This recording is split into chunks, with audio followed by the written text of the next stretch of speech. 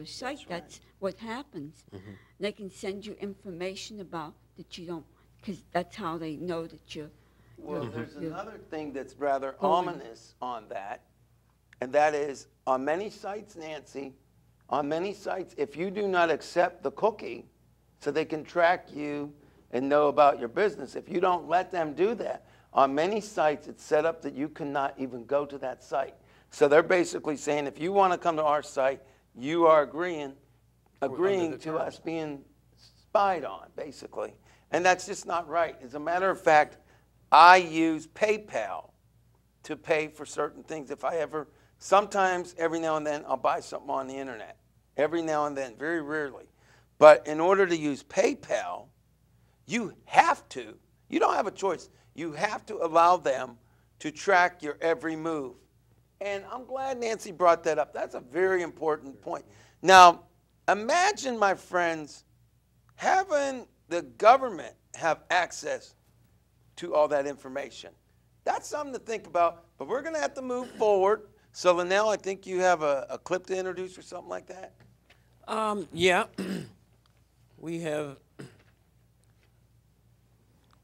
a clip to introduce here, and that clip is Vote to Save America on November 4th. It is so important. It's probably the most historical election of our time. So we do need to save America, and we do need to have those who have been registered to vote to get out there and cast your vote on November 4th so that we can bring about some positive change in our society here in America. So all of you Americans, all you Pittsburghers, all you Pennsylvanians, all you Americans, that's right. You need to get out there and put your finger to work so that we all can begin to work towards what we know to be the best way of life that can possibly be had, I believe, in this world, and that's the true American way of life. Now to the video. And we can go right to the clip from here. Monica? And life-ending abortions. I believe we keep abortion legal as much as we hate it. Because there are women that are raped and have incest done to them, and some women whose lives are threatened under this other guy who may be elected. They actually would abolish abortion, period. Even if your life's in danger. Now, I'm gonna throw something down about that too. There are pro-life politicians and there are pro-birth politicians. There are not pro-choice politicians. There are pro-life and pro-birth. Now, a pro-birth politician will force the woman to have the baby even if in cases of rape or incest. Okay? That's a fact. Or even if your life is threatened, they're going to force you to attempt to have the baby. That's a pro-birth politician. Conversely, a pro-life politician wants you to have the baby, but if you're raped or have incest, they don't want to force you and they don't want to put you in prison if you choose to get an abortion. However, a pro-life politician wants you, once you have that child and you choose to have that child, they want you to be able to feed your child, clothe your child, provide your child every necessity in life, provide them an education. They want you to be able to provide them emergency medical care. They want you to be able to provide for your child and for yourself. That's a pro-life politician. So the terminology that you've been hearing for the last 30, 40 years is incorrect. There are only pro-birth politicians who would force you to have the child and then tell you you're on your own, and if your kid starves, too damn bad. That's a pro-birth. But a pro-life politician says, you know what? Yes, we want you to have that child, provide that child with everything he or she needs, and even be able to take that child to some entertainment things and pleasurable things. That, my friends, is pro-life. That's the real pro-life. But forget the abortion issue for New York minute. The next president will also be able to decide how many more bailouts of Wall Street's going to happen. They'll also be able to decide if we're going to keep in place laws that have taken away your civil liberties. So, my friends, there's a lot at stake. A lot at stake. You need to vote. Get yourself registered right away, my friends, before October the 6th, 2008. And you vote on November the 4th, 2008. And by the way, there's been emails and blogs stating that Republicans are supposed to vote on November the 4th, and Democrats are supposed to vote on November the 5th. If you're a Democrat and you wait till November the 5th, you will not be allowed to vote. You only can vote on November the 4th. That's it.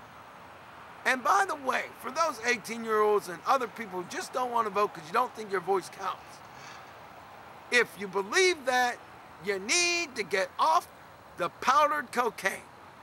If you believe that, get off the crack.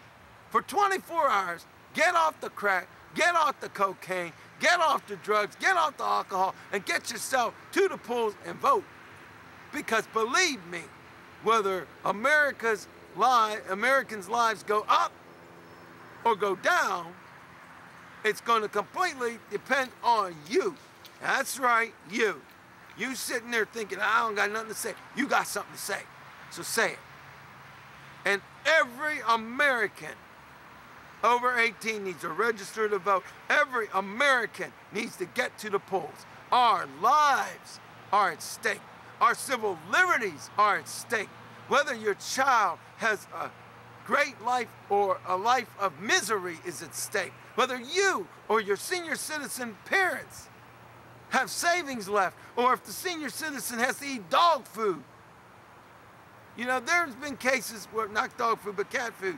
There have actually been cases where people couldn't afford food, so they started eating cans of cat food, my fault, cat food. That's a fact. Not a myth, not a rumor, true. However, there are also cases where senior citizens have to choose whether they get their medicines or whether they get food. We need universal health care in America. Every other industrialized nation and democracy has it.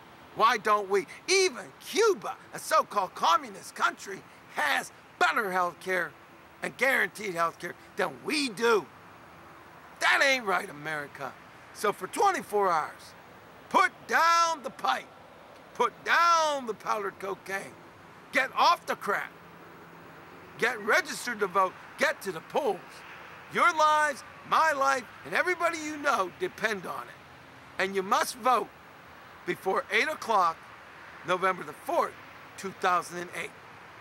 Now, honestly, there are two candidates out there, Obama and McCain. All I'm going to tell you is one of them gives a damn about you and the other one doesn't give a damn about you at all. I would love to tell you who it is. My friend Jack wants me to tell you, but hey, I'm trying to be a journalist, so I can't tell you. But if you're tough and you're not a wimp and you're not a coward, you will get to the polls. If you're a coward or you're a wimp, you won't. It's up to you. Now, in the meantime, I gotta go visit with my friend Jack because he's all wound up. And I'm gonna get back to him on the phone, so I'm out of here. But remember that you, America, you, and humanity really does matter. I'm out of here. Yeah, Jack, I told him about it. I can't believe that. That's ridiculous. Everybody has to vote on November the 4th, 2008. If you wait to the 5th, you can't vote. Anybody that don't know that must be on crack. Please. Yeah, I know. Look, Jack, I can't tell them the real candidate that cares about America. I can't tell them who to vote for, Jack. I would love to. Look, between you and me, you and I know that the only candidate that actually will do something to protect most Americans, and you and I both know about protection, but we know that the only candidate of the two is